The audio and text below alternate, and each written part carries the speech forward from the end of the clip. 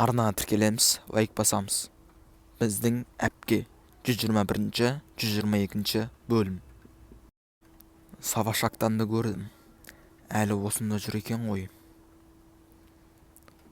Ол қала ма, кете ме, шатағым жоқ.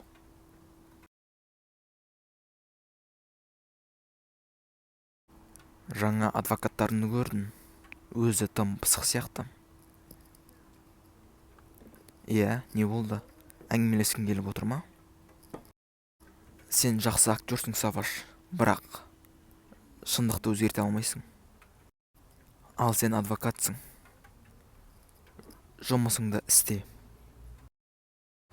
Тек қана адвокат екеніңді қайдан білесің? Мына жерді Фелизге тастап кетесің. Біздің әпке 121-122 бөлімнің соңы. Аударған Нор Продакшн.